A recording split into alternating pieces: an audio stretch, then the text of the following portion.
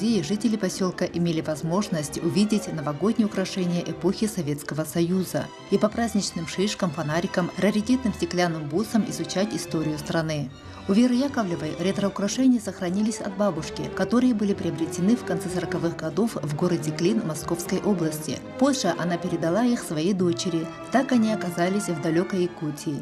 Послевоенные годы какие-то свои вспоминает, как пришел ее папа после войны, там приносил какую-то зеленую шоколадку, в то время какие-то были.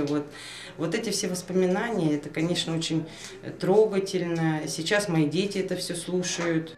А вот даритель этих старинных стеклянных игрушек 40-х, 50-х годов неизвестен. Они нашлись в социально-реабилитационном центре для несовершеннолетних «Светлячок» среди игрушек благотворителей.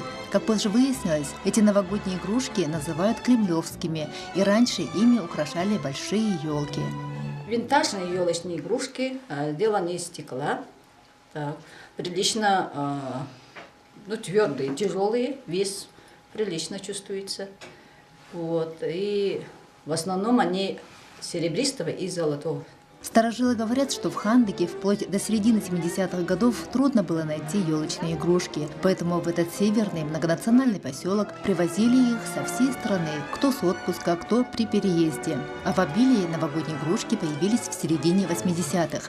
Мне больше всего понравилась вот эта игрушка, она такая пластиковая, будто туда железо такое покрасили, каким-то расплавленным, потом заморозили. У нас дома никаких советских игрушек нету. И я вижу такие игрушки впервые. В создании коллекции приняли участие многие хандыкчане. Ведь за каждой игрушкой история семьи, поселка, к которой смогли прикоснуться и юные жители. У моей бабули сохранилась такая игрушка. И вот она сейчас как-то у нас на елке висит. И мы все время смотрим, вспоминаем народные сказки, там истории и новогодние игрушки. Сейчас снова в моде елочные украшения, сделанные своими руками. На выставке «Новогодние ассорти» посетители могли полюбоваться поделками учащихся Хандыкской средней школы, местных мастериц, а также на мастер-классе сделать елочную игрушку. Вот такая она, светлая, домашняя, волшебная страна елочных игрушек. Мария Винокурова, Хандыга, Тампонский район.